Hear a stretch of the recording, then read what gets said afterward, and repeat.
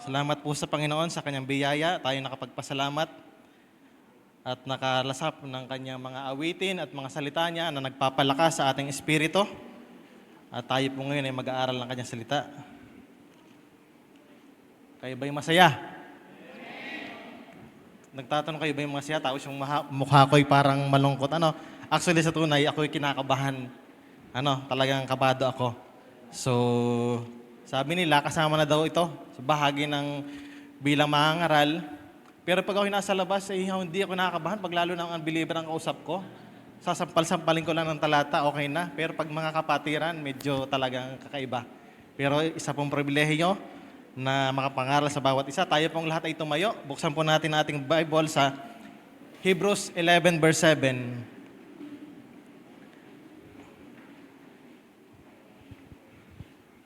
Hebrews 11 verse 7. Andiyan na po ba kayo? Ang sabi po dito,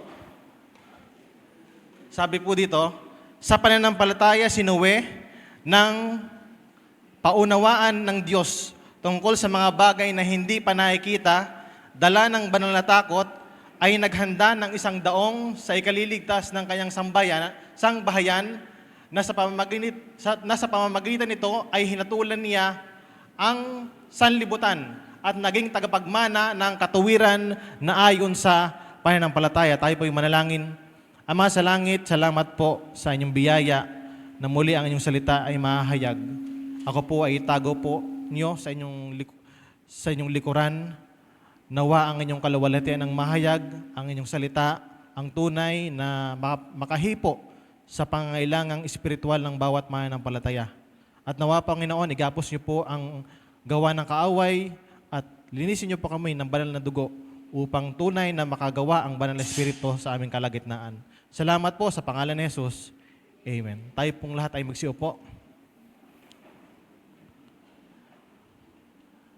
Meron po akong ipapalabas na kaunting video at ito po ay isang uri ng game. At makikita po natin dito, medyo nakakatawang kaunti, pero meron kayong matututunan. So, kapatid, ready na ba ang ating ang video natin?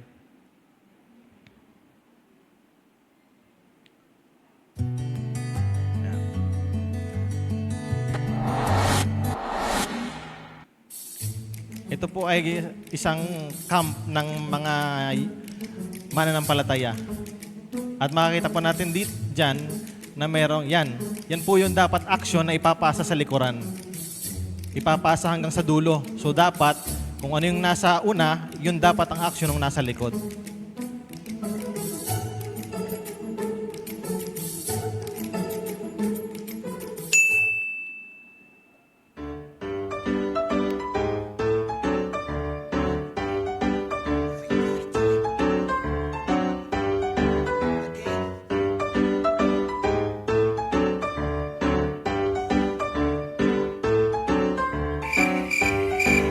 Naglagang utak.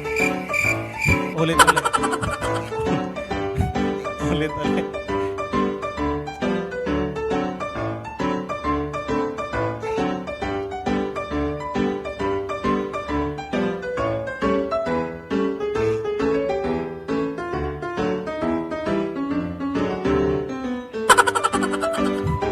Nagbabago. Unti-unting nagbabago.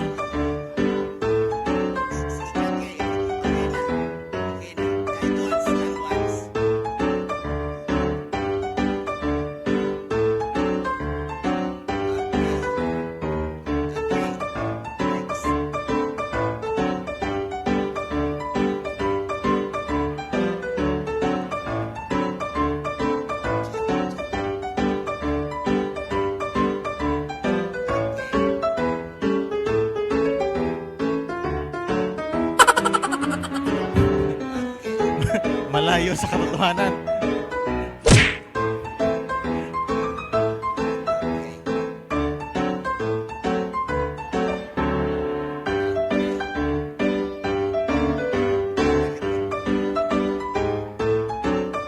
Ang dulo po niyan ay yung kanilang pastor ang ang gagawa ng aksyon.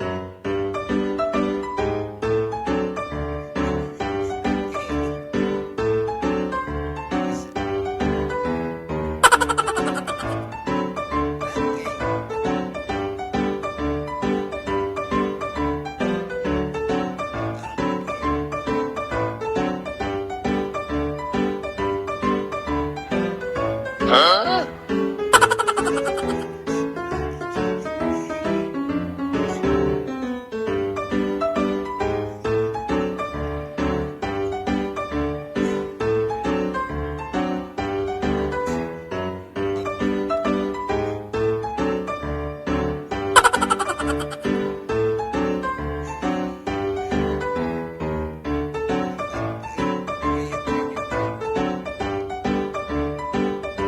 na yung pastor nila. Si pastor. Ayan. I-check nila kung tama ba yung kanilang mga pinasa.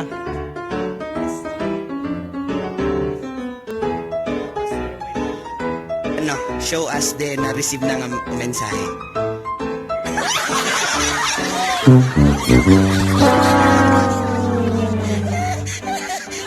Okay, Aling Leia. One more time, Pastor.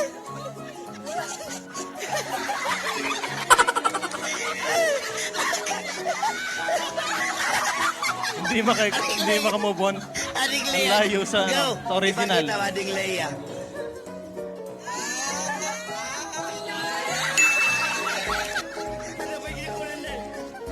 Okay. Salamat po. Okay na po yun. Oops, no blaming. So, ating makakita, sa bawat pagpasa ng mensahe o ng aksyon, nagbabago. Depende rin sa pinagpasahan mo kung ano yung kanyang hagip sa pagkaunawa. Ano po?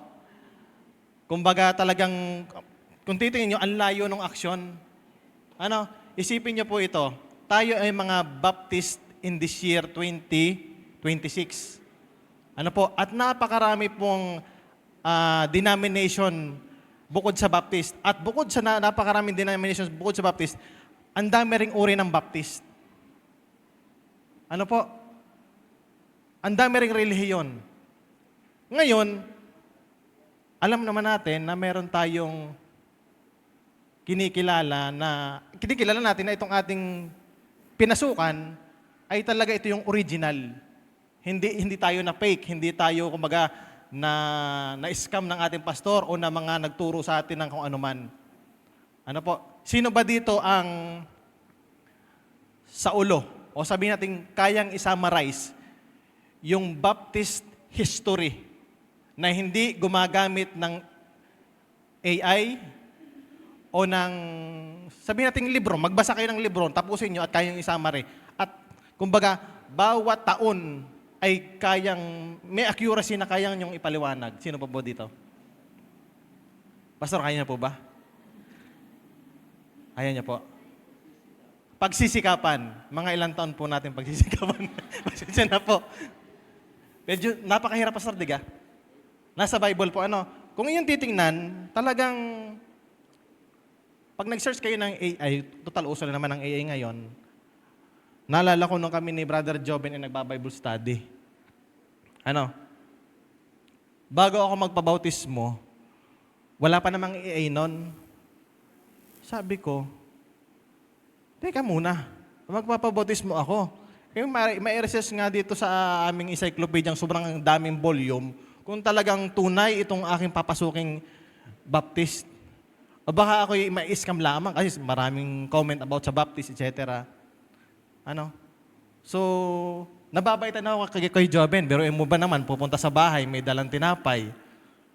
Kumbaga, talagang maganda yung testimony, may dalang tinapay. At bawat talatang binabasa niya ay tumatago sa aking puso. Pero ako ay medyo may konting duda.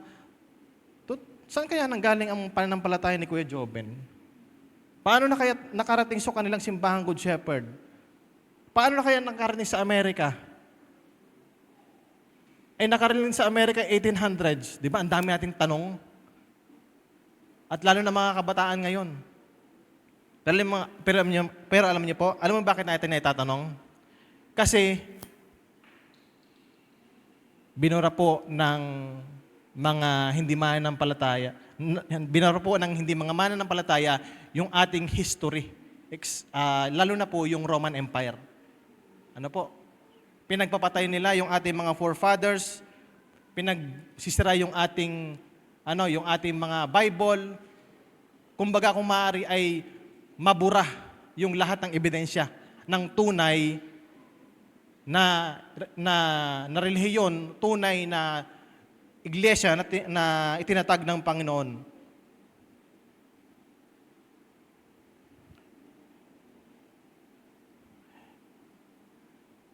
Ikaw ba yung tao na nung nakaranas ng kaligtasan ay nagpahayag agad ng excitement na mapabilang sa grupong ito ng Baptist? O ikaw yung taong marami pang tanong, pero dahil nga tumagos yung salita ng Diyos na nakita mo sa Bible, at nakita mo yung pag-ibig, kung gaano ka inibig ng Panginoong Hesus, at yun ang motivate sa iyo para magpabautismo, sumama dito sa grupong ito, ayun ang itulak sa iyo. Dahil kulang talaga tayo sa ebidensya. At ang pinaka-ebidensya po natin, walang iba, hindi kung ano mang libro, hindi kung ano mang Baptist history book, na yan ay nabago, walang iba kundi ang salita ng Diyos. Ano po? Ngayon, bilang mga Kristiyano, ano po, napakalayo nung ating pagitan, 2,000 years. Pero alam niyo po ba sa New Testament, meron na pong prototype. Pag sinabi pong prototype, ito po ay sample ng tunay na relihiyon na itinatag ng Panginoong Hesus na ito ay magiging shadow sa mga darating sa New Testament. Meron na po sa Old Testament. Doon tayo, kumbaga, magkakalkal tayo ng ating Biblia para hindi tayo magkamali na, talaga pala, na yung itinatag ng Panginoong relihiyon ay hindi lang, kumbaga, basta kung ano, kundi may salalayan tayo. Hindi lang New Testament, kundi pati sa Old Testament. Ano po? Kaya ang ating binasa ay tungkol po sa buhay ni Noah. Ano po?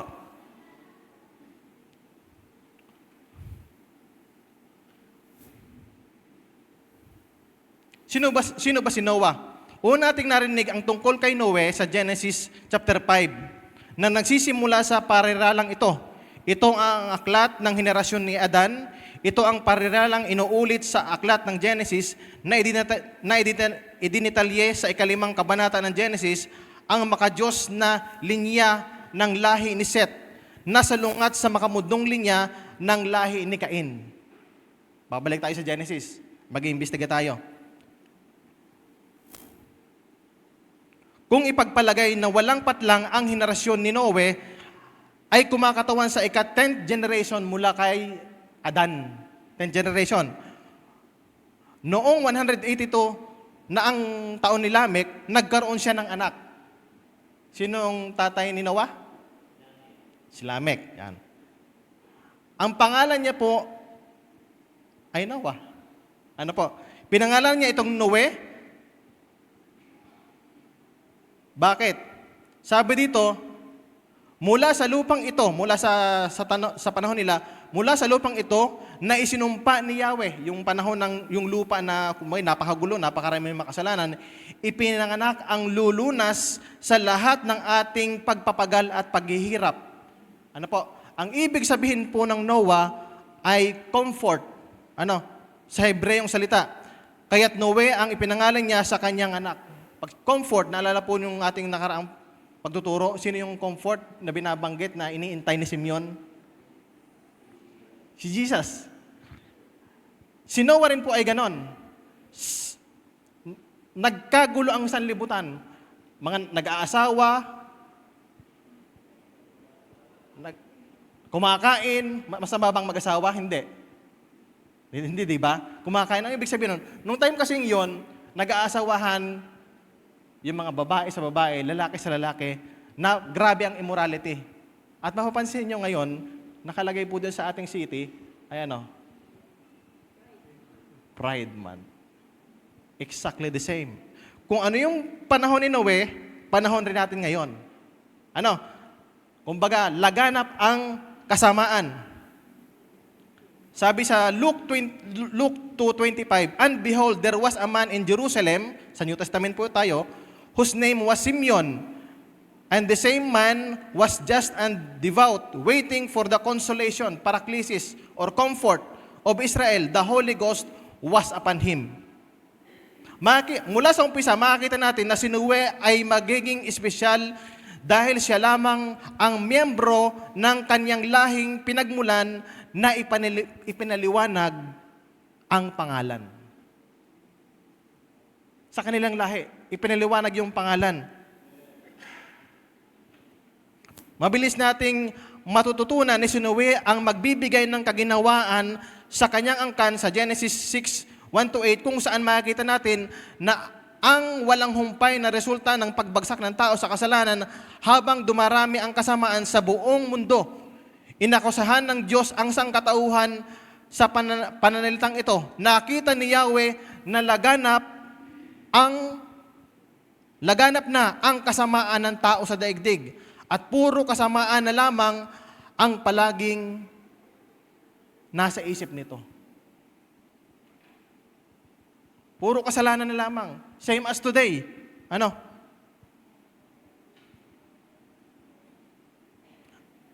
At nagpasya ang Diyos.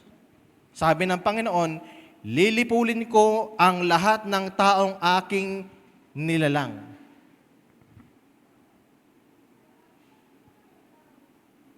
Lilipurin ko rin ang lahat ng hayop at mga ibon.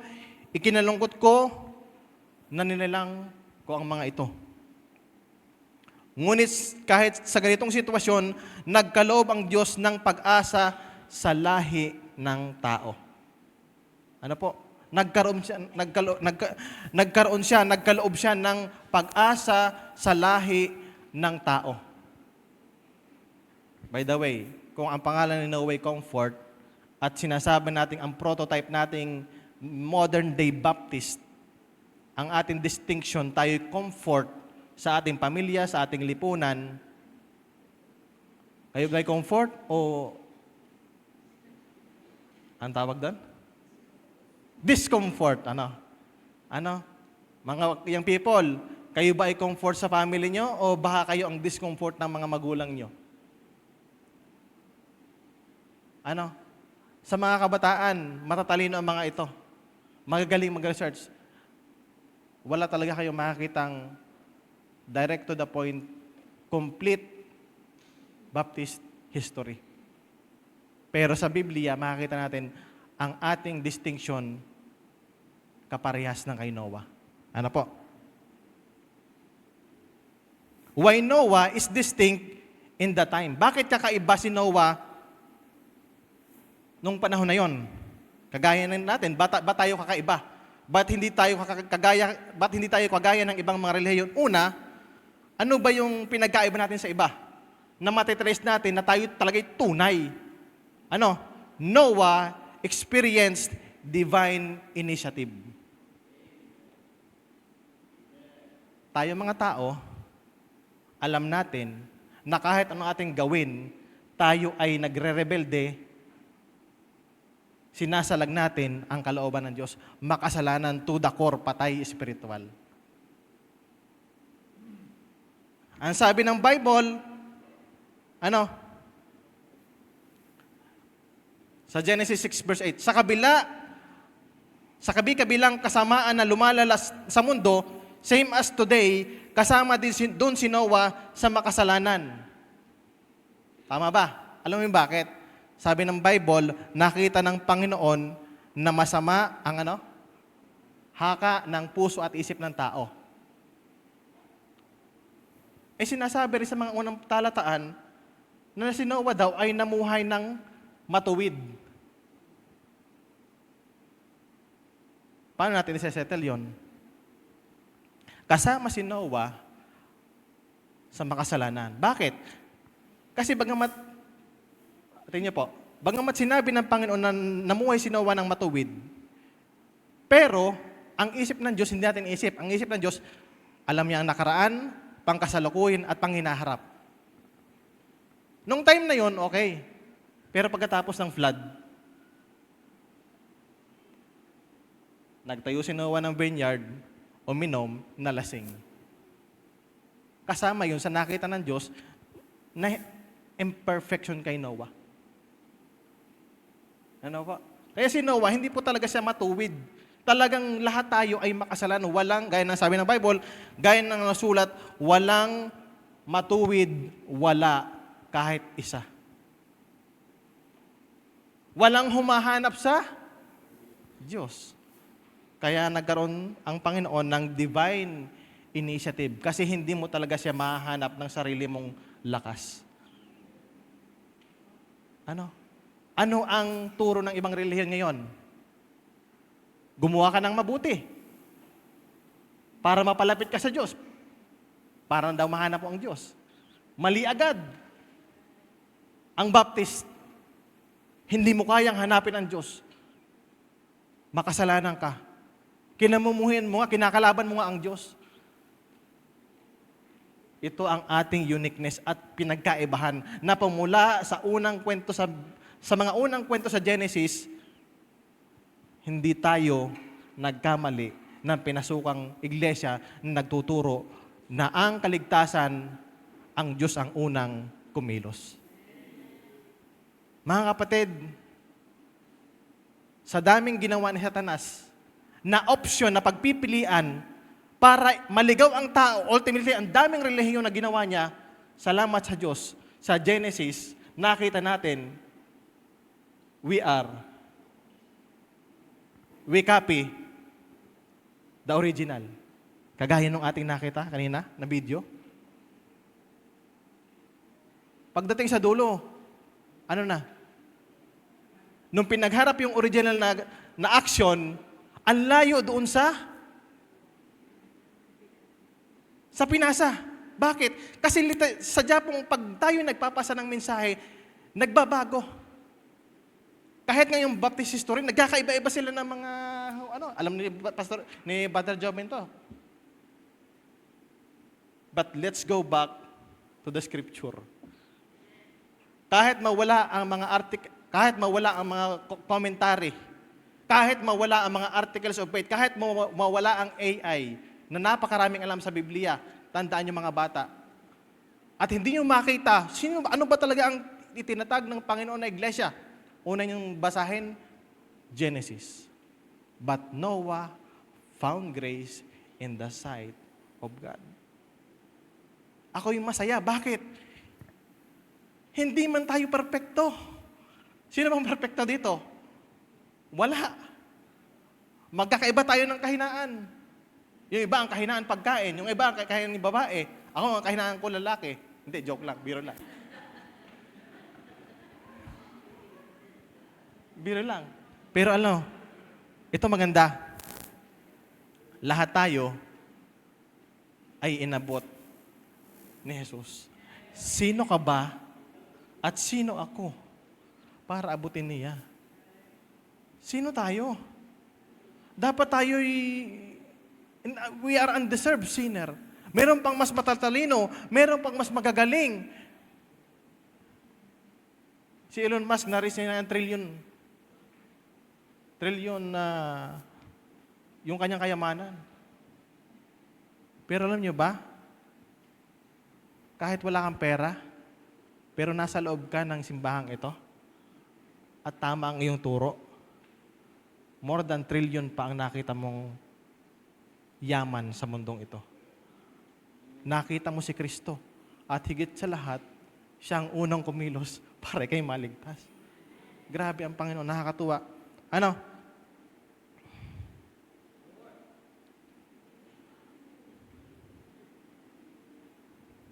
Tingnan niyo po mga kapatid.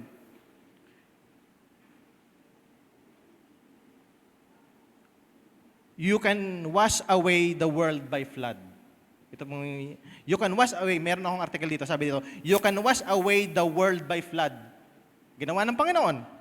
But you can't wash away the human heart.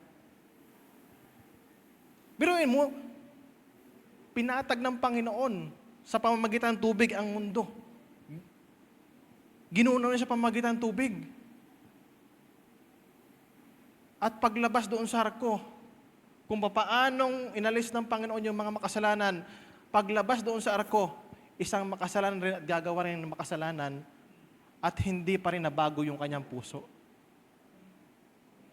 The total depravity of the human heart is staged in the Noah's story. But God commanded us that while we were yet sinners,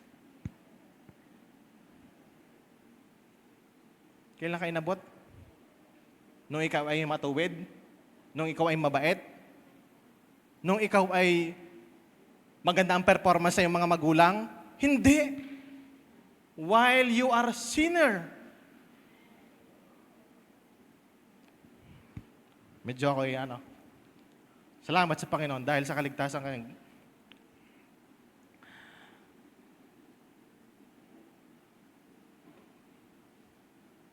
Sabi ng Bible, Ephesians 2:8, for by grace. Alam ko ito yung medyo gas-gas na. Pero bawat talatang ating binabasa, halukayin nyo yung doktrina. Sapagkat sa biyaya. But Noah found grace in the sight of God. For by grace are ye saved. Through faith. And it is not of yourself. It is what? Medyo tumiting ang balahibo ko. Dahil sino ba ako para bigyan ng kaligtasan ito? At sino ba ako para makaupo, makapagturo sa mga makasalanang tao na kagaya natin at sila ay mailapit sa Panginoon? Sino ba tayo? Kaya yung ating mga ginagawa para sa Panginoon, walang maitataas dyan. Kaya malaki ang ginagawa mo, maliit, wala namang maliit. Ang matataas dyan, ang biyaya ng Diyos dahil siyang unang umubot sa atin. Hindi mo magagawa yan kung hindi ka unang inabot at ginawa ng kabutihan ng Panginoon. Ano po? Lest, and it is not of yourself, lest any man should boast. Naalala ko si Pastor Joseph. Alam natin, si Pastor Joseph ay hindi man perfecto, pero grabe ang kanyang labor. Ang kanyang sinabi sa akin, isipin mo kapatid, hindi matagal na siya sa ministry. Marami na rin. Kumbaga sa pantaong pananaw, marami siyang nagawa. Ang sabi niya, isipin mo kapatid, para mamotivate ka, na wala ka pang nagagawa sa Panginoon bawat araw. I believe yun ang iniisip ni Noah. Hindi pa tapos, Panginoon. Kahit 100 years pa yan. Ang iniisip niya, hindi pa tapos. Kulang pa. Hindi pa sapat. Kaya meron ka pang ipapagawa sa akin. May bawat araw ay mayroon ka pang misyon para sa akin para ikay mapasalamatan ko. Lest any man should boast. At kahit marami ka pang ginagawa sa Panginoon, ang sabi ng Bible, lest any man should boast. Maraming relihiyon ngayon, ang sabi ng Mateo 7, Panginoon, kami nagpalayas ng mga demonyo, nakagawa kami ng mga makapangyarihang bagay. Panginoon, ang dami namin ginawa, nagturo kami. Ang sabi ng Panginoon, lumayo kayo sa akin. Their good works, yun, akala nila, yun ang kanilang paraan para sila maligtas. Lumayo kayo sa akin. Kayong manggagawa ng katampalasanan. Biruin nyo, ang dami na lang ginawa. Pero lumayo kayo sa akin. Bakit? Hindi yun ang paraan. Dahil ang paraan, siya ang gumawa. At ang simbahang ito, ako'y natutuwa, dahil yun ang tinuturo ng ating church na ito. Are you proud to be a Good Shepherd member? This church is not perfect. Our pastor is not perfect. I am not perfect, and nobody is perfect, but we have a perfect Savior na inabot tayo sa ating pagiging basahan. Wala tayong may pagmamalaki. kundi ipakita, ipamalas ang kabutihan ng Diyos sa ating buhay. Ano? Pangalawa, not just Noah, hindi lang na-experience ni Noah yung divine initiative. Pangalawa, ang ating distinction sa mundo, o Noah experienced divine illumination. Na-experience natin divine illumination. Kumbaga namula tayo. Binigyan tayo ng mata ng pananampalataya para atin siyang makita. Ano bang tingin natin kay Jesus noon? Alam mo, pag ako'y nagtuturo hindi ko naman sasabing magaling ako magturo ng salvation. Ang prinsipyo kasi ng ibang tingin sa Panginoon, paghihingin ka ng kapatawaran, Panginoon, patawad sa aking mga kasalanan. Ang isip nila, ang Diyos, mabait. Madaling hinga ng kapatawaran. Pero, tanungin mo sila, kung napatawad, hindi rin naman nila alam eh. Bakit? Kasi sabi ng Isaiah 59 verse 2,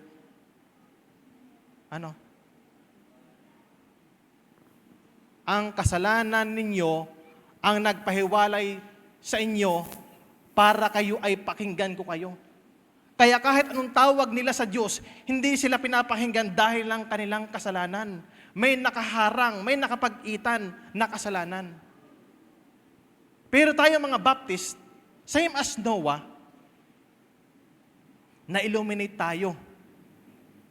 Na kailangang maalis yung kasalanan para tayo magkaroon ng access sa Diyos. Anong ginawa ng Panginoon? Binigyan tayo ng takot. Takot sa Kanya. Takot sa kapahamakan. Takot sa parusa ng dagat-dagatang apoy magpasawalang hanggan at takot sa Kanya. Kaya anong ginawa natin bilang mga mananampalataya? Nagsisi dahil alam natin na yung nagpagitna, yung nag-middleman sa atin, ay inalis yung kasalanan. Siya yung nagdala. Sabi ng Bible, na kanyang dinala ang ating kasalanan sa kanyang katawan sa ibabaw ng kahoy. At alam natin na nung dinala niya ito, tayo ngayon na natatakot sa kapahamakan, ay nagkaroon ng illumination, pananampalataya, at pagtawag, kagaya ng mangnakaw, Jesus, alalahanin mo ako pagdating mo sa iyong kaharian. Malalim po ang doktrina ng Baptist. Hindi lang basta nahingi ng kapatawaran, okay na. Hindi. Ang ating paghingi ng kapatawaran ay sa pamamagitan ng ating Panginoong Hesus tayo napapatawad. May nag-middleman. Merong umako. Paano naligtas si Noah? Sa pananampalataya, gumawa ng arko. Sa arko. Pero kung yung arko'y wala, ano mangyari? Kasama siya sa patay dahil makasalanan na siya. Kung wala si Kristo, kasama ka sa impyerno. Kailan mo naunawaan yon? Nung ikaw ay nagkaroon takot sa Diyos at nanampalataya sa Kanya bilang tagapagligtas. Ang sabi ng Bible, sa Kawikaan 1 verse 7, ang pagkatakot sa Panginoon ay pasimula ng kaalaman. The fear of the Lord is the beginning of knowledge. Tama ba? Yun, at least naintindihan yung wisdom. Yung knowledge, head knowledge lang. Pero yung wisdom, mas malalim yun. Bakit? Yun ay binibigay ng Panginoon sa Kanyang binibiyayaan ng pananampalataya para maligtas. Pwede naman kasi lahat magkaroon ng knowledge. Pero hindi lahat may illuminate. Tingnan mo, nag-Bible study si Kuya Joven sa akin matagal ng panahon. Hindi ko alam kung ilan ang binabible study ni Kuya Joven. Parang ang alam ko sa ng worker noon ay 5. Siguro may kakasabay ako. Pero ilan lang tumagon? Hindi ko alam. Baka ako na lang natira. Hindi dahil sa galing ng utak ko na umintindi sa kanyang salita, kundi sa Diyos na nagpapaunawa sa atin. At ilan sa inyo ang naturuan, kasabay nyo pa, katabi nyo pa. Maalala nyo, kayo hindi pa naliligtas, katabi nyo. Nakikinig din. Pag tingin mo, katabi mo, mukhang seryoso to, mukhang tatanggap, mukhang talagang liligtasin. Ikaw naman, mayroon kung ano ang ginagawa. Kumbaga, alam mo na yung parang hindi liligtasin. Wala sa itsura ang kaligtasan. Nasa illumination ng Banal na Espiritu at sa pagpili ng Diyos sa ikaliligtas. Pwede bang piliin ng Diyos lahat sa panahon ni Juan maligtas? Pwede. Hindi pinili ng Diyos si Noah dahil siya'y matuwid. Binayaan siya makasalanan. Bakit lahat ng time na yun naman, makasalanan, bakit hindi binayaan? Kayo na mag-isip. Kayo na mag-isip. O nga, no? Lahat sila makasalanan, kasama si Noah. Pero bakit si Noah ang nakasumpong lang ng biyaya ng Diyos? Siya lang na-illuminate. Kaya nga sa tuwing na-discourage ang mananampalataya, anong isipin niyo, Panginoon? Ba't ako ma-discourage? Nasa akin ka. At ikaw ang aking kaligtasan. At ikaw ang may hawak ng aking kaligtasan, di ako. At kahit anong gawin ko, hindi ako mawawala sa iyong kamay. Alam niyo yung mga discouragement sa buhay, ang inyong itapat, yung pag-ibig ni Kristo, na kahit anuman ang dumating sa buhay mo, kahit maglindulan man, kahit anuman ang mangyari, kahit kamatayan, ay walang makakaagaw, walang makakaalis sa pag-ibig ni Kristo na nasa atin. Hindi ka lang pinili, kundi walang makakaagaw sa iyo. Grabe ang doktrina ng Baptist.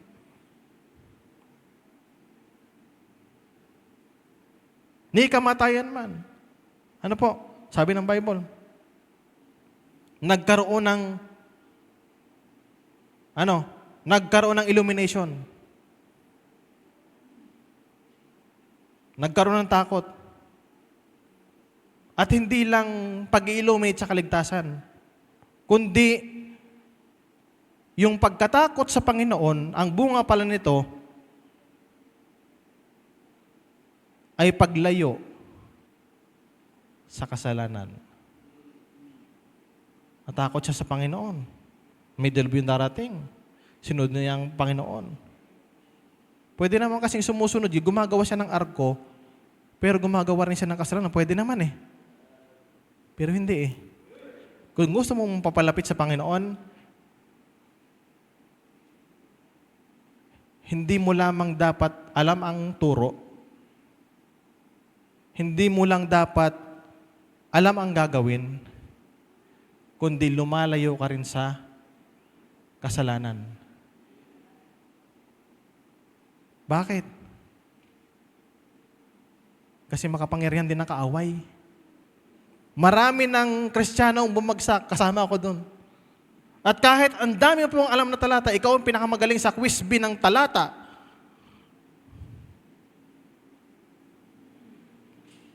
walang matibay pagdating sa hamon ng buhay at sa tukso ng kaaway. Ano? Dati, ang paglayo natin sa kasalanan ay pag tayo ay naalala ko nung kami nasa barko. Kwento lang naman, may mga seaman dyan. Tuwing bababa kami, ay may mga naiiwan. Yung mga naiiwan, walang mga pera. Kasi yun ang mga ratings eh. Yung mga opisyal, umaalis nila. Hindi namin alam kung saan nagpupunta yung iba. Basta, sabi nung isang kasama ko, pre, baba tayo. Happy-happy tayo doon. Punta tayo doon sa Dubai. Sa Dubai, halos ng mga gandang lahi nandun. mga Chinese na puputi, mga Russian na makikinis. Ay bilang isang lalaki, aba, may pera ka. Di ba?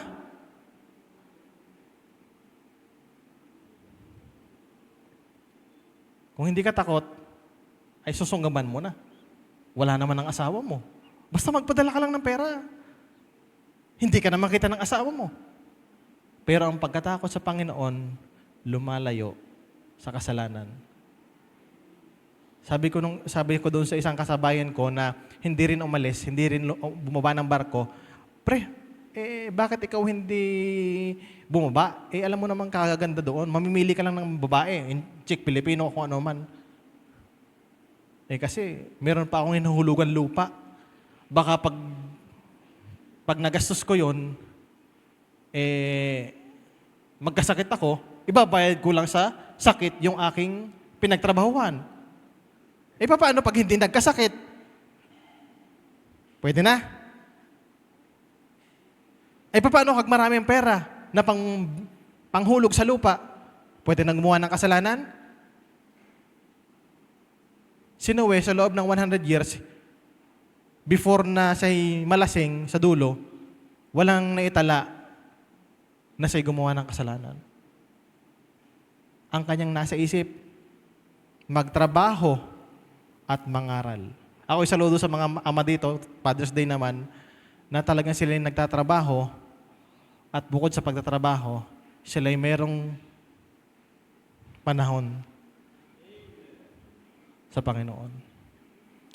Kung bakit may naligtas sa panahon ng Noe, bagamat hindi kinausap ng Diyos yung mga anak, ay dahil merong isang ama na tumayo sa katotohanan, sa salita ng Diyos, na kahit anong makiri ng mundo, ay hindi siya nagpatinag. Na kahit anong ganda ng offer na pwedeng magkasala, ay hindi niya ito granab. Bagkos lumayo siya sa kasalanan. Bakit? Kasi na-illuminate yung kanyang isip. Nagkaroon siya ng takot sa Panginoon.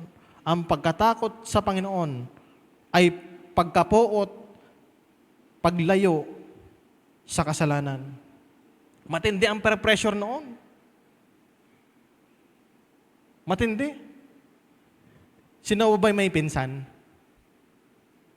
Kuya Jamen? Yes, may kamag-anak. May kamag-anak. I believe. Kasi sabi ng Panginoon, ang unang utos doon, kalatan niyo ang buong sanlibutan. Siyempre, magpapala na kayo. Marami namang kakainin. Nagreklamo ba si Noah? Panginoon, bakit kami lang ang naligtas? Meron naman akong pinsan, kapatid. Napakinig ko doon sa tabi ng arko ay may pumupukpok. Pinsan Noah, papasukin mo kami. Nagreklamo ba siya? O sabihin merong ganon? Di ba parang nakakaawa? Pero ginawa ni Noah ang kanyang bahagi. Nangaral, anong nangyari? Hindi naman sila nagsisi Kaya mga kapatid, kahit mag-isa ka pa lang na miyembro ng iyong pamilya na ligtas, baptist, tuloy lang. Naalala ko si pastor nung matagal ng panahon. Hindi pa sa ibang aking mga mahal sa buhay. Hindi man kami perfectong pamilya. O sige, mag-prayer meeting tayo, ikakaunti ang mga miyembro nun. Sabi ni pastor, mamili na kayo ng inyong upuan. Di ka ba nagpe-prayer meeting gano'n, no? Pili na kayo ng mga upuan. Ang ginawa ko, umupo ako doon sa pangalawa, kay kalihiran ni kapatid, sa pangalawang upuan. Lord, alam ko isang araw, meron akong makakatabi ditong mahal sa buhay. Hindi man lahat, pero meron. Kagaya ni Noah, na naligtas din ang kanyang mahal sa buhay. Walang imposible sa Diyos. Tuloy lang. Nasa tama ka. Huwag kang manghihina. Hindi nang hina si Noah. Tuloy lang, kahit maraming pressure. Tuloy lang ang pag-aaral. Tuloy lang sa paglilingkod sa Panginoon.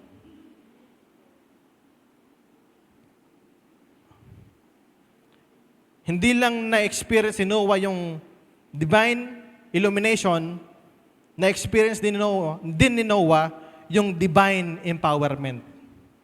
Ano po? Sabi sa Genesis 6 verse 22, thus did Noah according to all that God commanded him, so did he. Ano? Sa Tagalog.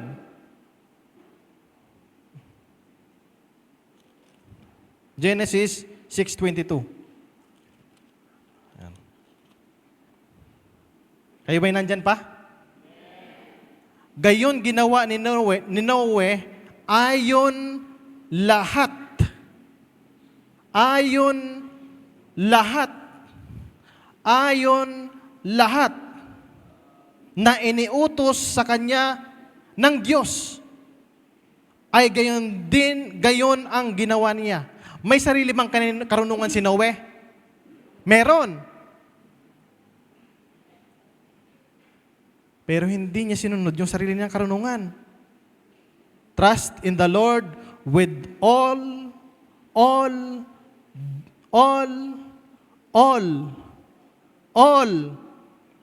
thine heart. And lean not into thine own understanding. Ang daming instruction ng Panginoon na pinapagawa kay Noe. Pwede siyang magreklamo. Panginoon, pwede namang ang sukat na lang ng kahoy ito'y ganito na lang. Pero may dahilan ng Diyos. Kasi yung arkong yun, dadaan sa matinding water pressure.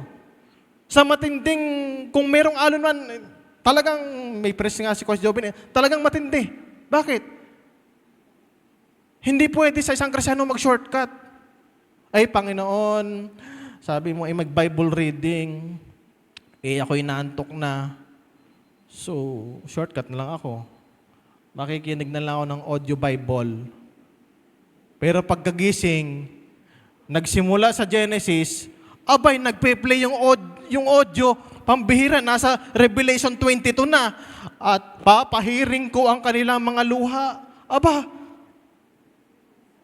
natulog ng buong isang gabi dahil hindi nga siya nakapagbasa ng Biblia, umasa sa kanyang audio Bible, pagkagising, nasa Revelation niya. Pag tinanong mo, ano bang natutunan mo? Ang sagot niya, yung last word. Anong last word sa Bible? Amen, Lord. Buong gabi ako nag-aral. Wala pong shortcut sa paglagong Kristiyano. Kung sino ay nag-shortcut, sa tingin nyo, baka kahit isang kahoy lang doon at hindi na ayos, may butas po yun. Patay silang lahat doon. Wala pong shortcut. Merong mga tao na mabilis mag-acquire ng knowledge. Pero hindi ibig sabihin, mabilis ka mag-acquire ng knowledge, mabilis ka lumago sa pananampalataya. Maraming ngayon, kahit sa Amerika, pag tinanong mo ang isang Christian Baptist teenager, ang dami niyang alam sa Biblia. Pero pansinin mo, yung application. Ang sabi ng Bible, lalaganap ang karunungan. Pero sa paglaganap nito, ang hirap din i-apply. Mga kapatid, lahat. Hindi pwede ang shortcut. Naalala ko yung mga bata, sabi, ay, tapos na po ba? Last na po ito, nagsarado na yung pastor ng Bible. Salamat po, pastor, sa pagiging pastor namin. Ang mga bata ay di ba may mga teacher dito, mga kabataan to sa mga bata. Okay, children, ang ating activity today, magdo-drawing tayo ng arko ni Noah. Talagang kukuha ng crayons, magugupit, etc. Teacher, ito na po ang akin. Mas maganda po dito sa kabila. May mga ganon, di ba? Teacher, okay na po, ang ganda. Wow, sabi niya, wow, ang galing-galing. Very good. Napakadali ng i-drawing ng arko ni Noah. Pero ikumpara mo siya doon sa totoong nangyaring pag-labor ni Noah. 100 years naggagawa, nagpupukpok, nagmamaso, naglalagari, nagangaral. Pastor, ilang taon na po ang Good Shepherd?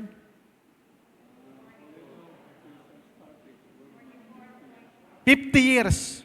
So kalahati na tayo sa buhay ni Noah. Si Noah, ilan nang lalaligtas? 8. Abay, mas marami pa nga tayo dito. Anong ibig sabihin nun? Yun lang ang pinili ng Diyos para, yun lang na bilang na yun, ang pinili ng Diyos para palaganapin ang mga tao. We are on the minority. Nung lumabas ang mga tao sa arko, 8. Ang utos ng Panginoon, palaganapin. Sa kaunting yon, dumami tayo. Mga kapatid, itong ating bilang na ito, kung tayo magtigigisa ng makakausap, ng masesira ng Word of God, after 100 years, nabili na yung building doon, ng lupa yon, nabili na lahat doon, ang dami nang nabiling property, ang dami na nagwo-worship, multiple pa ang mga services. Mga kapatid, pero kahit tayo marami, hindi naman tayo kasing sipag ni Noah. Pero kahit tayo marami, may bilang, hindi naman tayo ganun katyaga ni Noah. Pero kung tayo marami, hindi naman tayo ganoon ka-firm sa ating tinatanganan, sa ating doktrina at paglayo sa kasalanan. Mga kapatid, bilang mananampalataya, ang hamon sa atin ng Panginoon, ituloy mo lang ang iyong nawala na ako sa tapos na. Ituloy mo lang ang iyong sinisimulan. Kung ikaw ay isang tatay na nagtatayo ng isang godly family, tuloy mo lang. Para saan ba? At tutugunin ka rin ng Panginoon. Kung ikaw ay isang asawa na nagtsatsaga sa iyong hindi maayos na relasyon, ituloy mo lang, mag-pray ka lang. Magtsaga ka kagaya ni Noah. At para saan ba mamaya, malay mo, masave din ang iyong mahal sa buhay. Kung ikaw ay maraming ginagawa sa ministry o mayroon kang gustong gawin, ituloy mo lang. Sige, pukpuk lang. Sige, pray lang. Sige, umasa ka lang sa Panginoon. Isang araw, makakapagtayo ka na ng arko ng pananampalataya, ng iyong buhay ay naging isang monumento para makita ng lahat sa iyo si Kristo. Tayo po yung manalangin. Dakilang Diyos, salamat po. Lord, salamat po una higit. You take the initiative para kami maligtas. Kami mga basahan, kami mga taong walang kakwenta-kwenta, pero kami inyong inabot para maligtas. At inilagay sa simbahang ito para kami ay magpatuloy, magsumikap, na ibigin kayo, paglingkuran kayo sa aming pong buhay. Salamat, Panginoon. Hindi po kami nagkamali sa aming pinasukang denomination ng Baptist dito sa RC Subdivision, Batangas City. At matitrace namin ito na ang katuruan nito ay kagaya ng New Testament believer na si Noah. Salamat sa inyo pong biyaya sa pangalan ni Jesus. Amen.